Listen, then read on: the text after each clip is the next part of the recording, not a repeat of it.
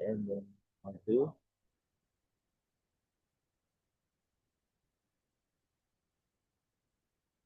Cool. Do you want me to get rid of the flyer? No, leave it on for a second. We'll get it on in a minute. They can see both of us, can't they? Okay. Yeah. Yeah. How's that, guys?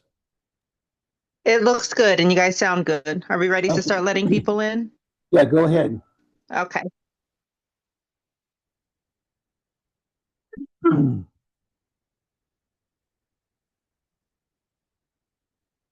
Good morning, everybody.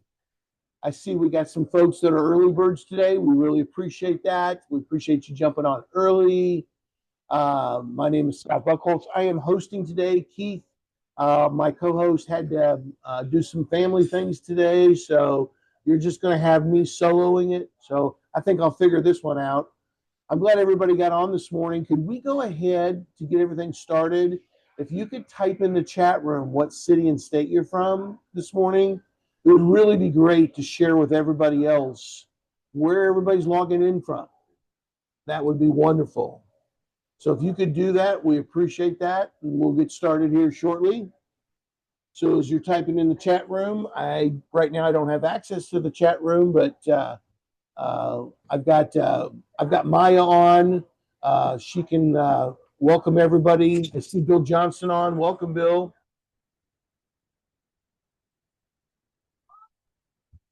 Okay. Looks like we have Washington, D.C., Atlanta, Georgia, Southern Delaware, Brooklyn, New York, Crown Heights. Welcome in.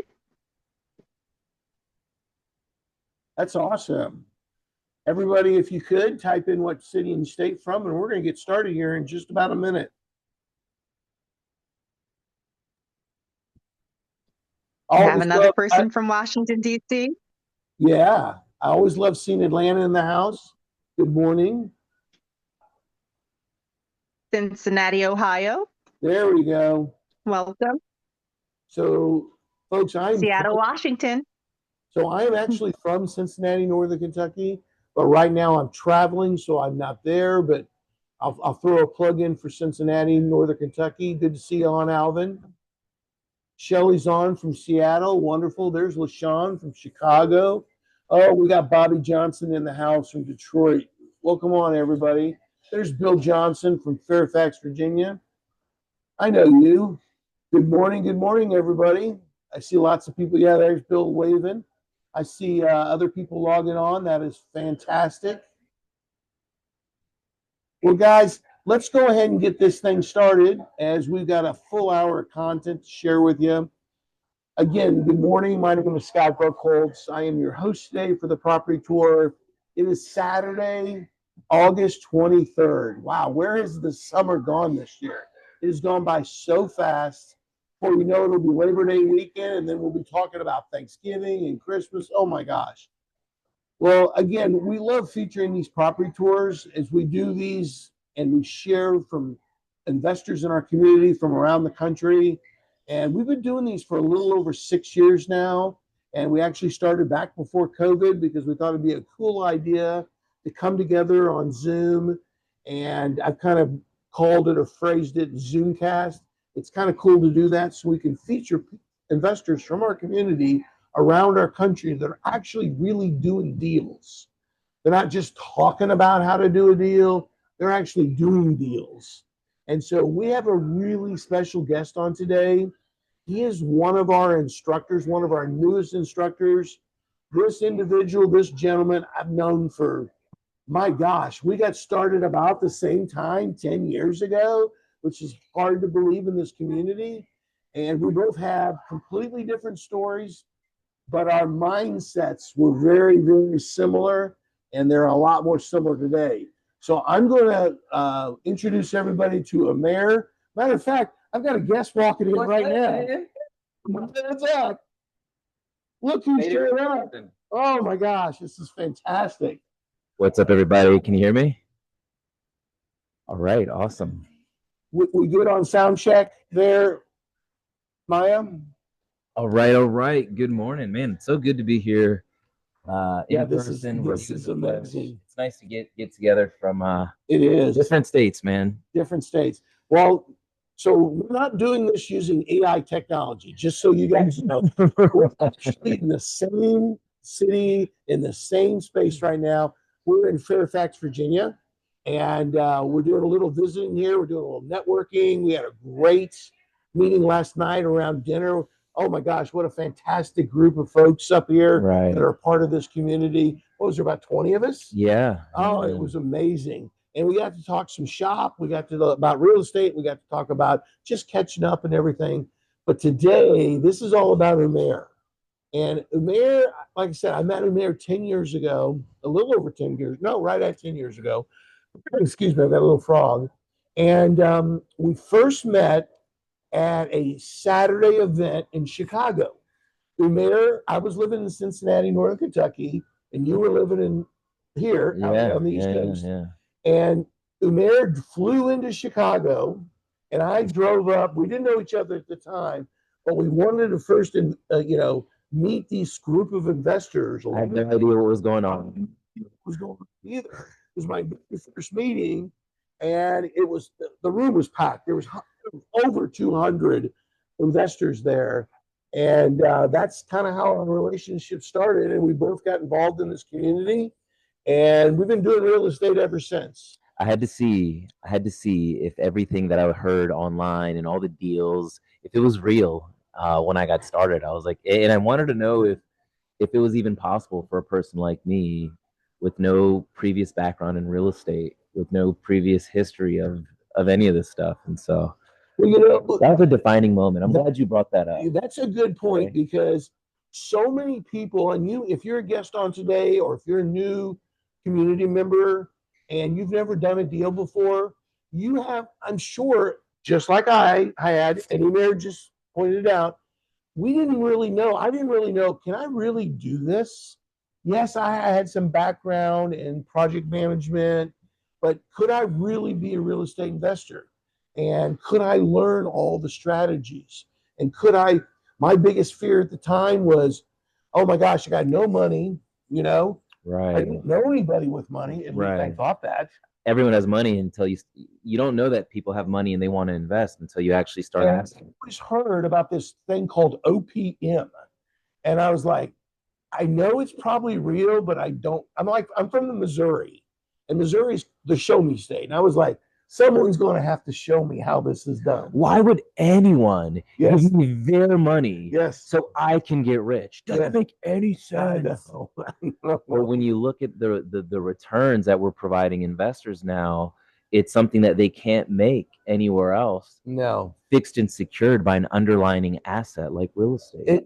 The big thing is secured as well. Biggest thing is secured. Love that, because, we're not saying that it's not, and I know we just talked about this last night. Yeah. We're not saying you shouldn't be a little bit in the stock market. You shouldn't be a little bit in crypto, maybe. You shouldn't be a little bit, but this is secured. Those two are not secured, right? Right, because as we saw in the last big crash between 2006 and 2009, people lost almost half of their retirement. Because and they had no control over that, because the markets can be volatile, things can happen, and those who were in their 60s getting ready to retire were devastated. Absolutely. So imagine if they just took a piece of what they had and invested it in cash flow real estate. Yeah, right. Absolutely. They would have leveraged it a lot better. So I want to get this really going here, Bob, because there are going to be folks on before that have never met Umair. So we always like starting off by saying, or talking about Umair's story, a little bit about his background, what he was doing before he became a real estate investor, why did he become a real estate investor, and then the biggest thing is, because we're all about our community and about our education and about seeing people succeed in life. Why did you become a part of our community? I'd love to talk about that, but before we do that, Anna is saying that our stream is choppy. Is anyone else? Are we choppy or are we okay? Because the thing is, I connected to my hotspot, but I can connect to the Wi-Fi here at the hotel. So please let us know if you guys can hear us. Are we choppy? Maybe we're frozen. I think we're frozen, or at least Bill looks like he's frozen. Okay, give us a second. We're gonna need to make someone host. Hold on a second, guys. We're gonna need to Can you make something? we're gonna need to make Tom and Shelly or LaShawn host. Which one? Or Maya. Maya, make her host and text her. Okay, there we go. And then we're gonna. Do you know the Wi-Fi here? Yes. Okay. We're gonna have to go out and come back in. Yep. Well, let's see. We'll be right back, guys. We're going to connect to Wi-Fi. I'm so sorry about this, but you know, technology, especially me. Anytime I'm around technology, something's going to happen. It says connect to the internet. Yeah, right there. Go ahead and connect now. 328, and then my last name B-U-C. Is it capital? Yeah. B-O. B-U-C-H. No. And we're back. Can you guys hear us now? Please tell me you guys can hear us and see us. Okay. Yes, loud and clear. Oh, there fantastic. There we go. There we go. Still choppy? We should be good. No, and good visual. Okay. Good. Thank you. So sorry. I don't know if anybody heard me earlier. When it comes to technology, if I'm involved, I don't even have to touch it. Something happens crazy. That's just me. Go ahead. We're talking about a story. We're going to kick this off. And again, I apologize for the technical Can you tell a little bit about your story? Yeah, absolutely. If you would have asked me, I would have had no idea that we would have built wealth and created cash flow to live off of with real estate investing when I was a kid. I struggled through school. I'm an athlete.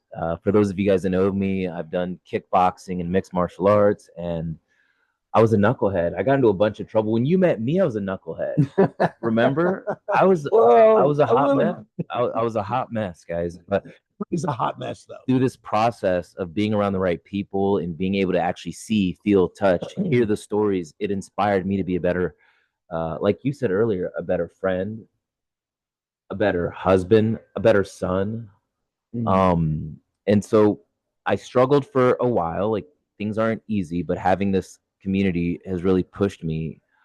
So started off working for odd jobs, worked for the school system. I was like, basically, it was before and after school childcare. I was a personal trainer. I was living with my mom and dad in their basement. You had multiple jobs, didn't you? Dude, I would do whatever I could to make money. Sounds like most of America. Right. I was like watching hours and hours and hours of YouTube videos thinking I was going to be a wholesaler. And that just didn't work. When everyone and their mom is trying to do something, run.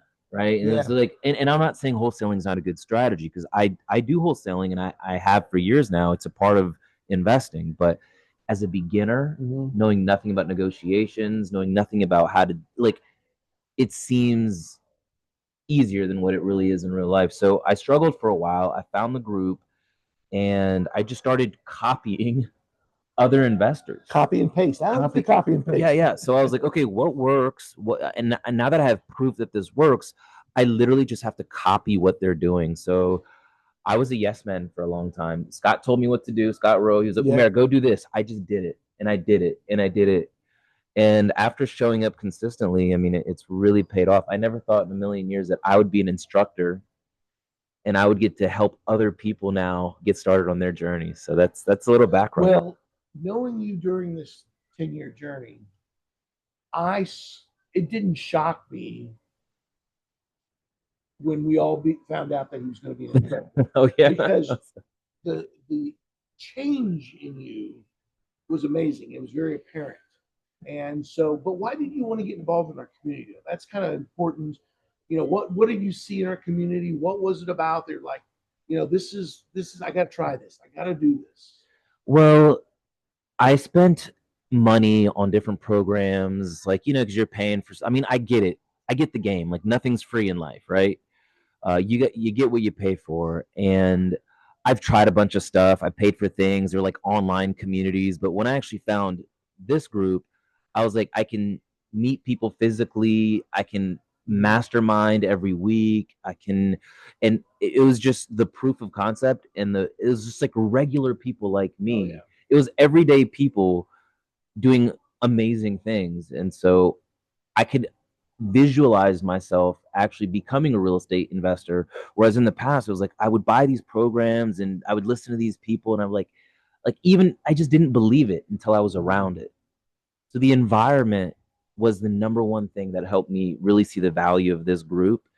And that's really why I got started. You know, just a couple words on that is one of the things that I really embraced was the fact that there was a lot of mentorship. There was a lot of folks who wanted to pay it forward. Right. And that's kind of my whole life. I've always believed in paying it forward. If I do well in life, if I did well in sports, if whatever it was, I love helping other people out. And that was the mindset. And everybody had such a good heart. So those are the other things. And so the accountability was huge for me. You know, in life, you're my accountability partner. We don't always need each other, right? But you know, I'm here for you. And there were so many people in our community that want to help you stay accountable, and a lot of people need that. And just think about this, like if you're hanging out, like when I was a kid, when I was younger, I would hang out, I'd go out to the clubs on the weekends, everyone would drink, everyone would do certain things. So I did what the people that I hung out with did. Yep. So then when I started hanging out with this group and I had no money and I was seeing like every week they do property tours. Usually there's a property tour going on. This is a special event. But every week I'd get on these property tours and there's a guy making 50 grand, 40 grand, 100 grand, or getting a rental or getting an Airbnb. I'm like, I got to get one of those, you know? So that just that piece was one of, because we're always keeping up with our environment. That's what human beings do. Absolutely. Right. You know, you're talking about get one piece or get a short-term rental or get one property. Why don't you catch us up kind of what you've been doing strategy-wise? Okay. And because it's an amazing story. Yeah. It blows. I know this guy really well. I call him a great friend. His wife is a great friend. Their daughter is like our goddaughter. I know. I love it. What they've been able to accomplish as a team, Umair and Yaz, is amazing. Go ahead, let everybody know what you've been doing. Yeah, so when I started, I've done the fix and flips, I've done the raw land development, we've done creative acquisitions like subject to purchases and seller financing and lease options, you name it. Any strategy that you can think of, we have touched and we've tried and because you got to try it on to see if it fits your personality. At least that's how I felt, anyways. But I found myself specializing in providing affordable housing. I didn't grow up with a lot of money. I know what it's like living paycheck to paycheck. I know what it's like not being able to remember we were talking about. I never really got to see my mom and dad. No, my mom and dad, they worked at convenience stores like 7-Elevens just to provide. We come to this country with not a lot of money. And I found myself wanting to give back and make a ton of money, right? I was like, I got to find a balanced strategy. And so I landed in mobile home parks. I love mobile home parks. I love affordable housing. We're at a place right now where there's an affordable housing crisis, and people deserve to have their own home, their own space, their own land, not to be surrounded by lots of other people like in an apartment. So typically people want a front yard and a backyard. They want to be able to be a part of a community. And so I love mobile home parks. That's what I teach about now. And what I realized is I'm basically buying neighborhoods. Absolutely. I'm buying a whole neighborhood. I'm buying it at a discount. I'm improving the quality of life for the people there. And guys, you can do any strategy within the real estate investing space inside of mobile home parks. Like if I own the park, I can wholesale deals inside of my own park. I could flip mobile homes inside of my own park. I can do lease options and then seller financing on properties inside of my own mobile home park. Amazing.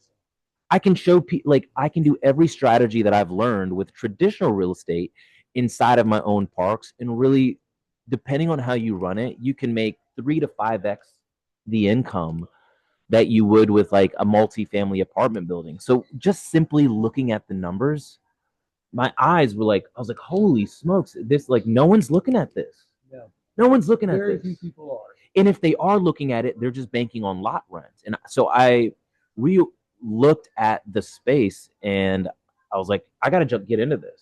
What have you said before? Is there like 10 different ways to generate income that you found, or is there more? There's more, just depending on how you do it. From a single mobile home park. And even if you started with, like I was telling Scott, I bought a park back in 2022. Right. Ugly, rackety, rinky dink. Like, you're like, when you go there, you're like, oh, like, why? I saw the initial pictures. Why would dirt roads? It had, oh yeah, it had a few mobile homes that maybe would have been better if man, fires. When he first showed this to me, I was like, "You did what?" Like they're looking at me like, "Are you?" But guys, the most value goes to people when just like when you're flipping houses. Yeah. We buy ugly houses. Yeah. So I was like, well, I put two and two together. I want to buy ugly mobile home parks that are in the even C and D class space. C and D, got it. Yeah. Do a value add, increase the revenue or increase the net operating income, and then hold on to it for cash flow or refi. Let me pause you for a minute. Okay. Where did you learn all this? I mean, I'm understanding, but there might be people today. Okay. Yeah, he's going way too high level. Okay. Where did you learn all this? Within the group. I just had no idea because traditional school is based off of memorization and testing. I was never good at that. Mm-hmm. What I was always good at is if you tell me what to do, if I hear it from someone who's doing it in the real world, I can go out and do that. Right. Hey, Scott, this is how you fill out the contract. Hey, Scott, this is what you'll need. Title company, attorney. Hey, these are the people that you'll need in order to do X, Y, and Z. Absolutely. That's duplicatable, and it's doable. When it comes to taking tests, I will fail every test you give me. I'm being honest. I failed my drive. I'm not afraid to admit it, guys. I failed my driver's permit test like 3 times. I'm dyslexic. I have ADHD. I had an IEP growing up. I can barely pass a class. But when I'm hanging around with people and they're just telling me how to do it, they're showing me what to learn. I'm hanging out with practitioner instructors. Like everyone who's taught me what I know, they're doing it in real life. Yeah. That's what they make their full-time living doing. Practitioner instructors. That's who you are. That's what I am now. It's like God is like amazing. We have so many instructors who are part of this community. They actually started out just like Umair. Yeah. They didn't even know how to do a real estate deal. They didn't even know if they could do one. And then all of a sudden they started doing all these deals and they became so good at it. I mean, we've got one instructor that's done over 1,000. I mean, it's just amazing. But they started just where we started, and that was really inspiring to me. Like Brian Sump, who teaches Subject 2, he started off as a diesel mechanic. And now he's just been crushing it. He's been a full-time investor for over a decade. That is fantastic. Yeah. So go back real quick to that mobile home because people love to hear numbers a lot. Okay, I'd love to share numbers. Mobile home. We went over the numbers last night. What you acquired that mobile home for, and what you put into it. And I've got my laptop. I've got my documents in case anyone doesn't believe me. Because sometimes I tell people my numbers, and they're like, "Umair, like that's not possible." It is possible. And I'm like, it's possible. You gotta take the visual aspect of it out of your mind. Look at the numbers. And when you start learning things with us, like how to calculate your cap rates or your debt service coverage ratio, or ultimately your IRR, your internal rate of return, and these are all things you're going to pick up. When you just look at the numbers, it's like I could not say no to these mobile home park deals. Okay, so I bought this one park that we're talking about. It's 26 lots. What year was it? 2022. So just 3 years ago. 3 years ago. 3 years ago, guys. 3 years ago. Yeah. Go ahead. And as soon as I bought it, I started doing some basic cleanup. I added some. What did you acquire it for? So I bought it for $155,000. $155,000.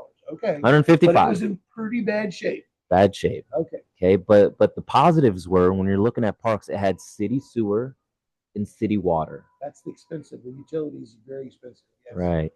So it had city sewer and city water, and I bought it for $155,000. And then so it had empty lots in there, and there was only a couple of homes being rented. I didn't own any of the homes. It was bad. So I started using my marketing skills and relationship capital, and I started renting out the lots that were vacant. Mm-hmm. Okay, so I don't put any money into that. Other people are getting their investments or their homes, and they're putting them on my lot.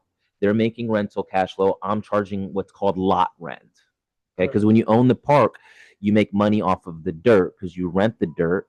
And then if you have homes on the park, you're making money off of the actual homes as well.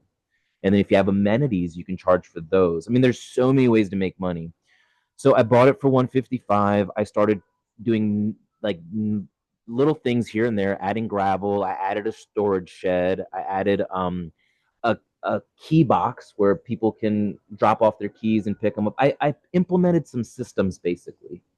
I added surveillance and security cameras and some lights that, at night it flashes so people, there's not people drinking and on I'm the. sure this mobile home park is just a couple miles from your house, right?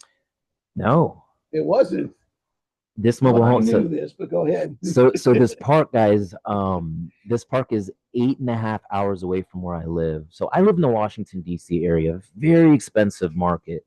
I mean, an average home is $800,000 to $900,000 where I live. So for me, I was like, I don't want to work a job, but I need cash flow. I need enough cash flow to live off of. And so that's what brought me to South Carolina in a cash flow market where I could provide value. Okay? I mean, you get paid in direct reflection of the value that you provide or the problems that you solve. So I noticed that there's a problem, there's an affordable housing problem, and I could be the one to provide that. So basically we bought it for 155. I put about 100 grand into it.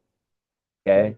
Give or take. Because I brought in some used homes. I hired some local handymen. I just fixed them up to where they were rentable and livable. And I rented those out for $800 a month. I just for the unit itself. Yeah. Plus the land lot or land price. I included for the ones that I own because Okay, some of the right. some of the homes, some of the homes I own inside of my own park. Okay. In some of the homes I don't own, I just earn lot rent. So if they bring in their own mobile home, I just charge them the lot rent. Okay. But so I filled in some lot rents. I bought some of my own homes because I was like, man, I want to make some money in this thing as well. And within 3 years, I just went to the same bank that I built a relationship with. Guys, Down if you're in South Carolina, yep. like a local bank. If you're gonna do this, and I called over 50 banks and they all turned me down. We don't fund mobile homes. We don't fund mobile home parks. We don't fund mobile home parks. We don't fund mobile home parks. This particular bank turned me down over the phone. But there's something different about going and actually meeting belly to belly, face to face, building a relationship, showing the bank that you actually know what you're doing. In fact, even my name. So my name's Umair. There's not a lot of Umairs in the South. I doubt it. They're like, what? So I was over the phone, I was looked at as an outsider, right? Yeah. So when I went down there to look at the mobile home park and negotiate with the seller and all that jazz, I made a point to go actually meet physically with these banks, with these underwriters, tell them my business model, show them my numbers, basically pitch myself, sell myself to them. Sales pitch, yeah. And I got a bank to work with me. So that's what I mean, doing the work, being intentional about making the business happen instead of just sitting around and waiting. So again, to summarize, 155. 100 into it, so that if I do my math right, that'd be about 255. Yeah. Yes. And did it just appraise for you? So we just got an appraisal because it's been 3 years, and I wanted to see if I could pull some cash out and reposition it to buy more parks and continue to make money. So it just appraised for $830,000. I couldn't believe it. Like I was like, I came home smiling, and Yas, my wife, is like, Umair, what are you smiling about? Like, what's going on? And I was like, all right, I'm gonna tell you. I was like, that park that I bought, that I told you is gonna be a gold mine. And she didn't believe me. She goes, Umair, why are you buying this? Like, what's wrong with you? Right? Just because of what it looked like and all this stuff. I said, honey, now that property that we bought for 155,000 and that property that I've been investing in from afar, virtually working with the contractors, building the relationships with the bank. After 3 years, now we have an asset that's worth $830,000. That's almost $600,000 in equity. Yeah, like it's $600,000. You could actually pull some money out of that and go buy other mobile home parks. And that's what I'm going to do. So I'm going to do, it's called a cash out refinance. Okay. So banks will allow you to take out 80, sometimes even 90%. In this particular case, I've already talked to them. I can do 80% loan to value. Okay. So I'm going to be able to take out all that money. Now, guys, when I take out the money, I'm on the hook for the money that I took out, right? Correct. But am I going to pay that money back? No. No. The people who are actually paying me for lot rent and renting the homes are going to pay back the bank. In addition to paying back the banks, I'm going to have cash flow that I can still live off of. Does that make sense? So this is this is how smart. And I was like, oh my God, like if more people understood the power of investing, they would never work a job ever. Like it just doesn't make a lot of sense because wealthy people use debt to get rich. Where traditionally people think debt is bad. Yeah. Debt is not good or bad. It's just all about how you use the tool. And I had heard that before I found the community, but I didn't believe it. It just doesn't register. There's good debt and there's bad debt. Yeah. And so many people focus on the bad debt. Right. Because they don't understand how to use good debts. Right. Exactly. And just like OPM, other people's money. Did you really believe it?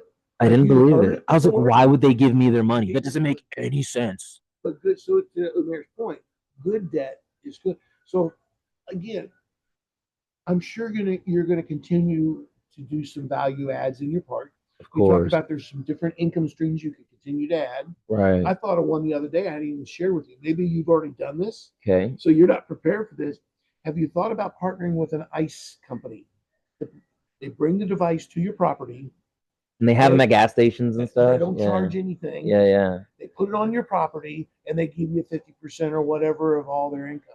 That's huge. You ought to try that. Because there are people who go to the gas station up the street and they have one of those machines and they get ice. So I didn't think about it. So great idea. Absolutely. Anyway, there's so many different things.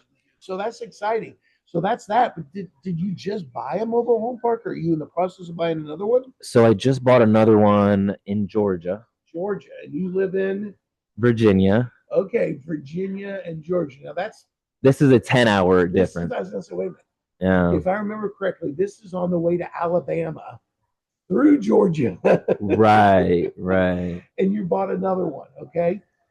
And it's a value add. So this one, it only has 5 homes on it right now. But one of the reasons that I bought it is it's on 2.5 acres. And so I can clear some of the land and I can bring in brand new homes and I can sell those homes on my own financing and make an absolute killing. And my tenants are happy. I'm happy, or the people who want to buy the mobile homes are happy, because without me, the banks wouldn't have given them the opportunity to own their own home, right? Absolutely. So everyone's really winning in this scenario. And so when I bought the park, the current tenants are super excited because I told them my plan. Yeah. I was like, look, you got to justify rent increases. You got to justify. You don't want to be one of those people who buys stuff and just jacks up rent. I get to know the people there. I drive there. I build a relationship, and they're actually happy that I'm changing their quality of life. Now, you're going to get pushback from some people, because that's just human nature, right? But ultimately, we're helping to provide affordable housing in better communities. Be honest. Doesn't that feel kind of good to help other people out? It feels amazing. It feels, especially knowing my background, and I really wanted to be able to provide value. So I love that about you from the first time I met you. Now I know we only have about 20, 25 minutes left. Just a little bit, and I know you can share more as time goes on with people, a little bit about this this model that you were talking to me about last night. Just a little bit. Oh, yeah? Just okay. A little bit. Okay. Give everybody okay.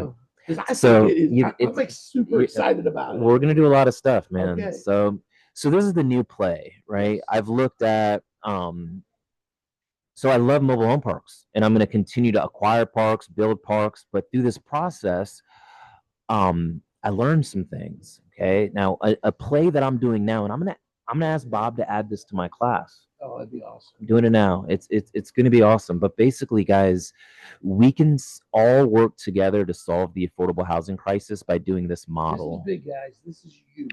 So over the years, I've seen people use hard money, and buy these fix and flips where they're putting 20% down on the purchase and the rehab of these homes. Correct. And you've got a 12-month term, and you're fighting the clock, you're working with contractors, and you're trying to break a profit. Okay. And along the way with the hard money, a lot of times you're making a large payment every month for interest. You're paying an interest-only payment. And I'm not saying hard money is good or bad. Sometimes it's amazing. And we've made great money working with our hard money partners, right?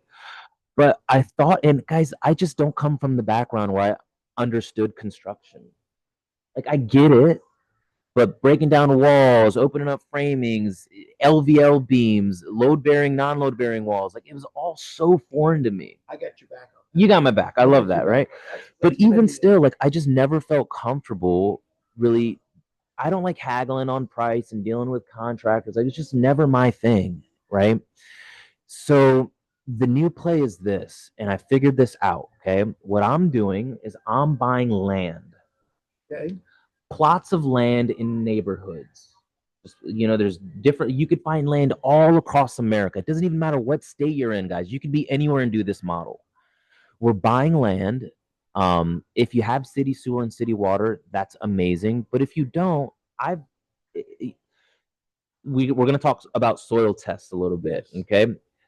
And you got to get the soil test done if you're doing this virtually, because I don't want you to buy land that's a dud.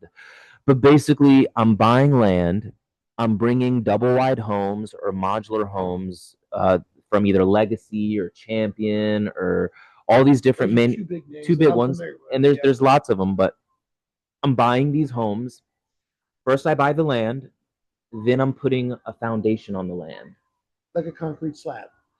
I'm doing more like a pier and beam foundation. Oh, they're cheaper. Yes. Oh, gosh, yes. I'm doing a pier and beam foundation, and then I'm taking the homes, placing them on the foundation, the mobile homes, placing them on the foundation. Are you taking off the wheels taking off the axles, getting rid of all that, placing it on the permanent foundation? When you do that, it becomes real property. That's what I thought. So we're retiring the title at the DMV, and it becomes an actual home. It's a stick-built home, and it qualifies, get this, it qualifies for FHA, VA, USDA loans, 0% down loans. So now I'm basically getting these appraisals. They're coming back way higher than what, right? Yeah. And so now, instead of actually flipping houses, I can make 40 to 90 grand, depending on the market, without dealing with a draw schedule, bids, contractors. Only thing I've got to make sure is that the zoning is right. Yes. Okay. And we'll go through the whole zoning process and how to make sure to speak with the zoning department. Have become my friends in some of these areas. They're all my friends. They love helping me because I'm providing a service. There's a shortage of housing in the United States. So they love me because I'm attracting people to these towns. I'm increasing the value into the homes, and it's like I'm providing value. So this is the new play, guys, and I think that all of us should be doing it. All of us should be doing it. We can make great income, operational income, and we can provide a great service, and everyone wins. I love it. Yeah. And I've even developed and I was telling you about it. This is the power of being a part of the community. I've developed a relationship with a manufacturer in particular. I wasn't sure you were going to talk about that, but I'll put it out there. I don't mind. I am an open freaking book. This is awesome. So this is the best part. So this manufacturer is bringing, they're, after I buy the lot, clear zoning, do all that jazz. Got your utilities. Got your utilities, got your hookups. They're all there. Everything's good. I've checked for the what is it called, Scott? My brain is can't think right now. The not variant. I checked to make sure that if I need to do a variance on the land, okay, yes. The setbacks and all that. Yes, okay. Yes. But basically, I'm able to buy these homes from the manufacturer. They're going to deliver the homes. They're going to install the homes. And even after installation, I do not have to pay them off for 90 days. So all I've got to pay for is the land. Wait a minute. No interest during the 90 days? Nothing. It's all included in the price. Are you kidding me? And I've ran my numbers. They work. Because when they bring the mobile home to you, they also include the delivery. You're not paying anything for 90 days? Delivery and setup. I paid nothing for 90 days.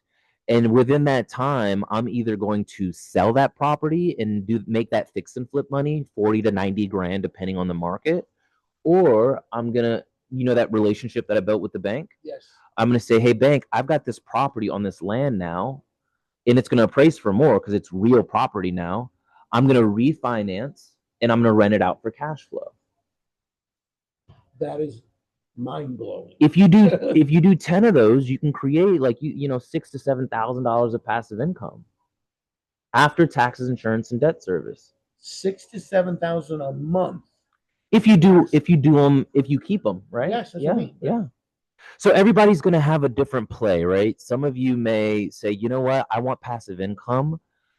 So here's the other thing. If you don't want to just keep it as a rental, maybe you don't want to deal with tenants, toilets, or termites, right? This is when the creative stuff comes in, because now I can say, you know what, I'll be the bank for you. I can charge a little bit more because I'm doing a service. They can give me a down payment and I can just collect money on the note. So you know how like when you go and get a house from Wells Fargo or Bank of America. You mean people that typically couldn't go to Wells Fargo, who couldn't apply for a traditional loan. Yeah. You would be their bank. If they have enough of a down payment and I can qualify in my own way, I'm not going to be as stringent. No. Right? I could Bank of America. Right? I could literally be the bank, collect passive income. And if I ever needed to cash out, like let's just say I need liquidity, we've got a relationship with the fourth largest note broker in America, Jeffrey. Yeah, Jeff. Yeah. And that's the power of Twitter, right? That's the power of being a part of an ecosystem where you just can't lose. Like think about what most people are doing. They're taking their money and they're putting it in a savings account where it's devaluing. I'd rather have my money in land or any asset because asset prices will always go up. We live in a debt-based economy, right? Yeah. So instead of letting it devalue, put it in an asset. Even if you just put your money there and just let it sit for a while. And last time I checked, our population is not going to stop growing. No, we have a growing population. So this has been like amazing. And I haven't been able to look in the chat room to see if there's any questions. I apologize. Let's check the chat box here, guys, because I want to be able to help. I want you guys to learn this model. I want you to do this model. Is that our brother Damien?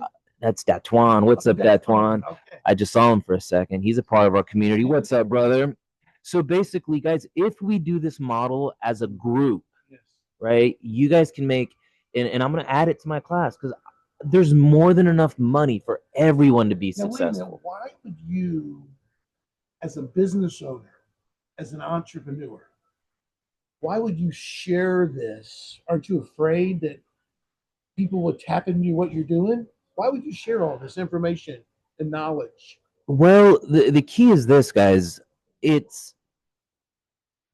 I want to share this because it's what I'm passionate about. It's not like at this point, we already make enough money to live off of and stuff like that with our mobile home parks. Like for me, I want to help people have their own home. I feel like we deserve it.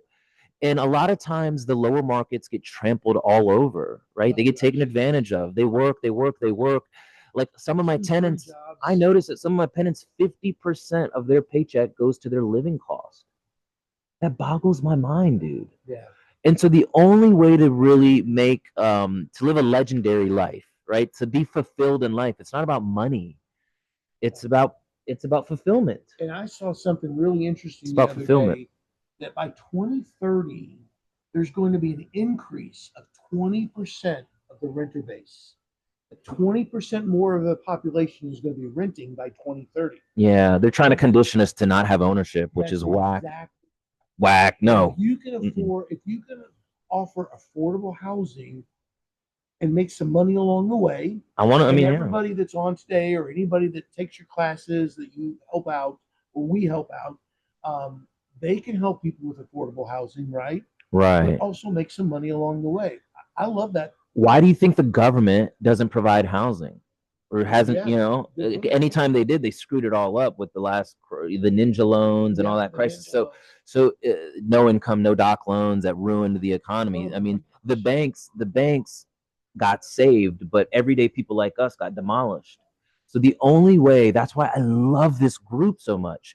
It's real estate investing groups built for locals by locals and just powered by a system that works and is duplicatable. And so I was like, all right, cool. I get the game. Like, I want in, I want in. I want to be a part of this. And so I feel like I can't do all the deals, guys. Yeah. Right? There's more than enough land in America for only 24 hours a day, right? Right? Yeah. Like, there's more than enough land in America for all of us to do these type of deals, regardless of where you live. You could be in Texas, you can be in California. I mean, the numbers will differ a little bit, but this model is doable everywhere that I looked. Kentucky, that's why I was excited. This is a perfect place. Done deal, right? It's not done, but I'm saying it will be a done deal.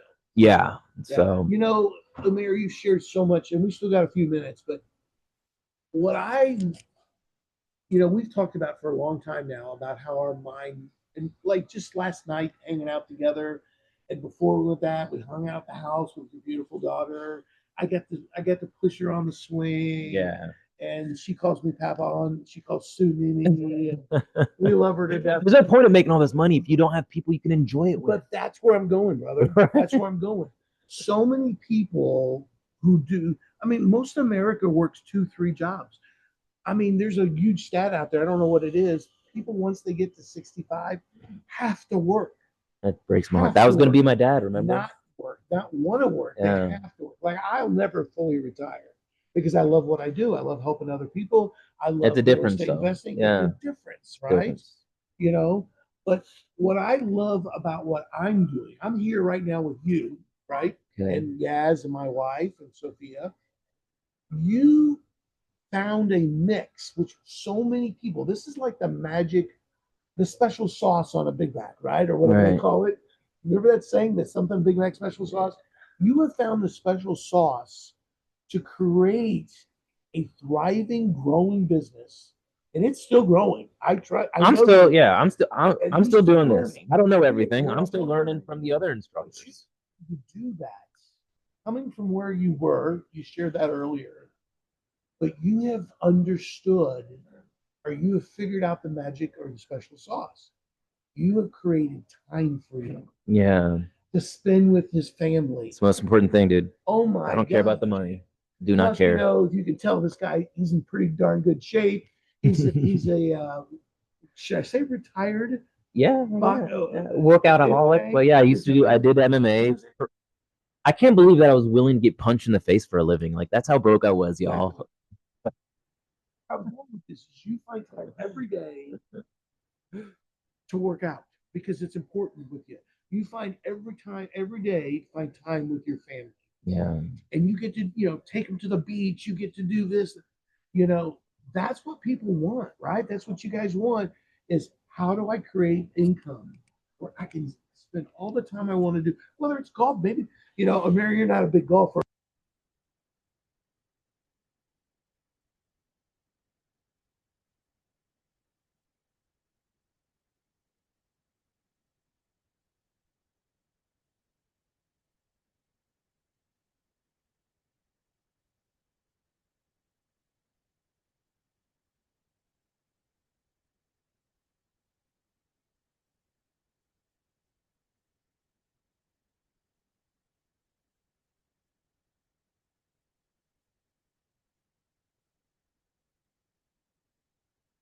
Here we go. Can you guys hear us? Can you hear us now? Yes, I can hear you now. Okay, thank you. Cool. Hopefully that didn't go on for very long with no sound. Well, let's get to some of the questions though. Yeah, let me check these questions, guys. And let me really because I want to make sure that you guys learn some things today. So Alvin Howard, when the mobile home company delivers the home to your park, do they hook it up? Yes. So my agreement says they hook up everything. Now what they don't do, and you're gonna have to price this in if you're just gonna go try to wing it and do it on your own, which I don't recommend because there's red flags that you gotta know. You gotta know what you're doing. What they don't do, guys, is they don't do the skirting or the underpinning. Okay, that's separate. That's a separate cost. They may not know what underpinning is. It's like, so there's a mobile home. If you're not putting it on a foundation, but right? Your new model that you're really, what would they do there? How would they attach that? It's gonna be dropped right on the pier and beam foundation, right? And then you can get little bricks and do a little. But it's attached. It's attached. So that's how you get around the whole mobile home finance deal. Well, as soon as you have the pier and beam foundation, you could even put like vinyl skirting on there. Okay. All they they need it to be attached to the I like the brick idea. It really makes it I think it just makes a nice finish. It could sell for a little bit aesthetic wise. Nice Oh, piece yeah. So, but they'll do everything. They don't do if you just buy a mobile home and the zoning's okay and just put it on the lot of land and just sell the mobile home, you could do that. Sure. Right. But they don't do the skirting. They don't do so every mobile home has the decks, right? You got this you got a front stairs to go in, that wooden deck, and then the back deck, depending on what you do, they don't do those either. So please remember to price those in, especially if you do like 10 homes at a time. You could get a discount with some of these deck people. Oh, I'm sure you could. And that's about it. Everything else is handled by the manufacturer. Right. What else do we have question wise? Okay, so that was a good question, Alvin. Thanks for asking. Jennifer Wright, I love it. Been getting land construction loans. Some of our okay. I love it, Jennifer. That's amazing. Hi, Jennifer. Good to see you on. I'll see you next week, Jennifer. Jennifer's actually going to be our featured investor next week. Yeah, so love it. Quinn has a good question. New Mayor, when you bought raw land, how much do you or someone else had to pay for tap-in? So far, with this model, I've only been buying land that is in city sewer and city water. But a septic tank, depending on the area, like parts of rural areas, I can get a septic tank for $3,500. Yeah, installed. Yeah, dug installed. Because it's only a freaking sometimes it's a tank. It's a tank, right? But the tap-ins are different in different jurisdictions. That's why, guys, please make sure you know what you're doing before you do it. Because I've had friends when I was doing my research about this, or I've had people who bought raw land. Get this. I know a guy who bought raw land, didn't know what he was doing, just trying to figure it out. And it come to find out the land had pine trees on it. Okay. And the pine trees, they house these particular woodpeckers that build their nest inside of pine trees. Right. And there's only like a certain amount of these woodpeckers left in the world. Wow. So there was an environmental some endangered species. Yeah. So they couldn't do anything with the land. And so he just lost the money. He didn't take the time to do the soil and the environmental test. Absolutely. And it just ruined his deal. Okay. Yeah. So the same thing when you're building houses. They can say this thing, is it a buildable lot? Is it a buildable lot? I've known people and I've had people try to sell me land that come to find out they figured out it was not a buildable lot for whatever reason. You've got to your point, due diligence. And that's part of what our classes teach and our community teaches. What else we got there? Someone says, are there people in the DC area? Yeah. Evan, I'm in DC. I'm in the DC area. So I think that's it. Yeah, guys, if there's any questions, feel free to ask. We've got a few minutes, but I think if people really started getting involved in providing affordable housing, like the country needs us. Do you know how much, how do I put this? I lost affordable housing. If we could find a way through this whole country, because you can do this model. Anyway, you can't do it downtown DC, but there's everywhere you go, you can do this model. What would it do to our culture, to our world, to crime, to poverty, to, I mean, guys, people's lives. If people are happier, they're able to have some extra money to vacation. If they have money that they can buy their kids new school clothes, it would, I don't want to say solve a lot of problems, but kind of solve some problems. It could help, right? It could definitely help. So, well, I really appreciate you coming on today.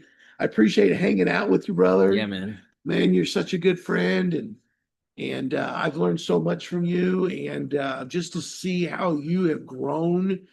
I mean, I tell people all the time when I grow up, I want to be more like the mayor. Yeah, right. No, seriously. I want to be like you. Seriously. This guy builds. He's like, what are you building 6 houses right now? 6 houses. Yeah, that's the deal. What, you can make $250,000 on each one, or what? What is it? 6 figures at least. We'll hold that. Oh man, this guy. Yeah, come on. So we're close to the end. We're at 11:54. how would you like to wrap up with folks today who are on, who, first of all, we've got a mix of people on today. We've got people that are already a part of our community. I know that guy. I get part of the community. We've got people who are part of the community that have never done a deal yet, or maybe they've done a deal, but they want to grow their business. And then we have guests on today who are trying to figure, is this a good group of people to be hanging out with?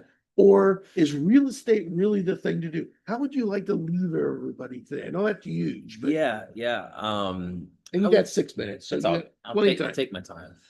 The number one thing I can tell everyone listening is the one thing that's, I think, helped me just throughout my journey is I am okay being comfortable, being uncomfortable.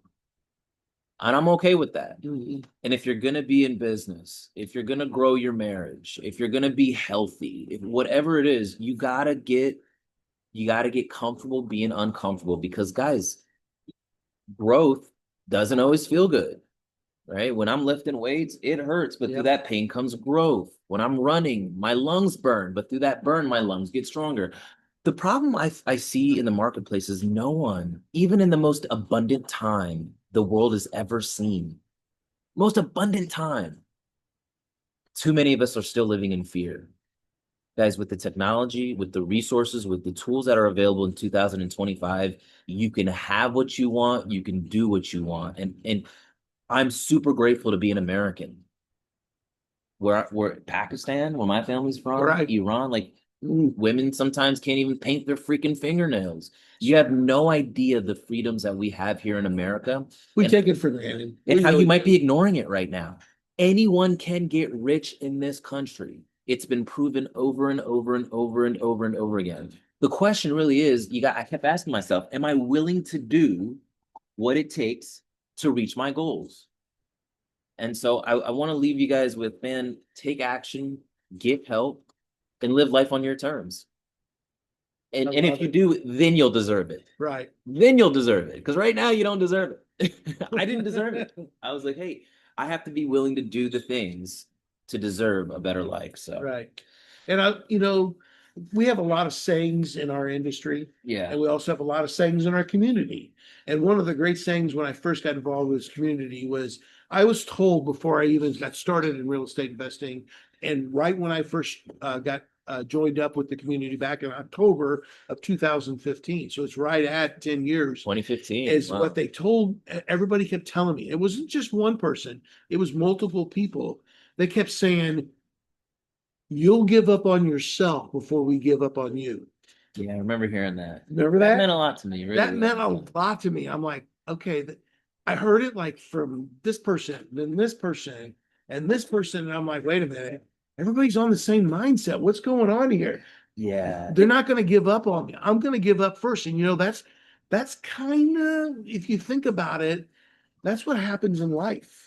People give up on relationships before they should, or ever, you know what I'm saying? Well, what's interesting that you say that, because even within our group and community, people, life gets busy. Yes. Work, family, deaths in family, parents getting older, like things happen. Yes. Sickness. Oh, You know about that, right? Oh yeah. We've had people just walk away for a little bit, and when they're ready, they come back, and we welcome them with open arms, like they never left. Like they never left. Yep. So it's kind of like when you see a friend that you've known since, this guy's smile, I love his smile.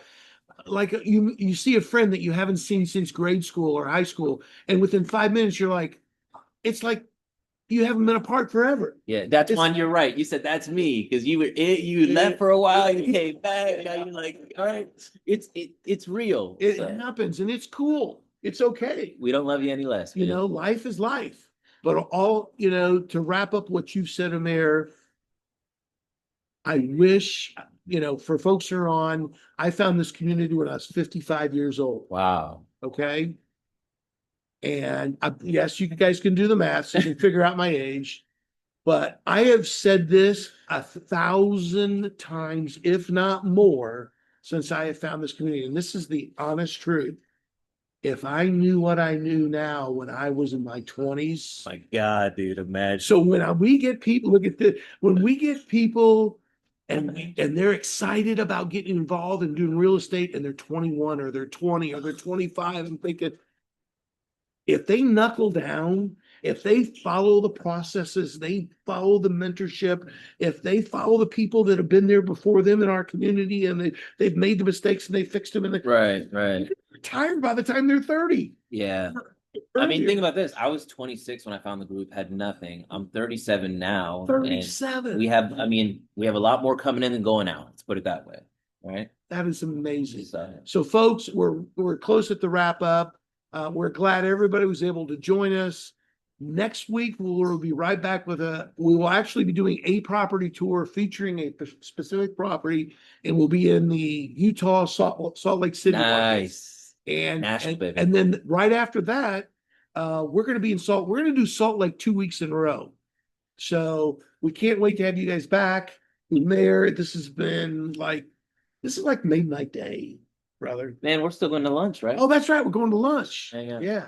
But you've made my day. Business, life fun. And well, long as your sweet, beautiful daughter is with us, right? I'll go to lunch. I'm a lucky man. Okay, guys, have a blessed weekend. Thank you for joining us. Bye, guys. Sorry about the glitches. It's all my fault. Anytime I get close to technology, it goes goofy. So I tell my wife all the time, I know just enough about computers to make me dangerous. Yeah. And so your next step, if you're not working with the group or the community, is immediately get as much details as you can and take action. Like, don't think about it, just do it. Okay. You'll thank us later. Put a plan in place. Yep. That's key. Put a plan in place.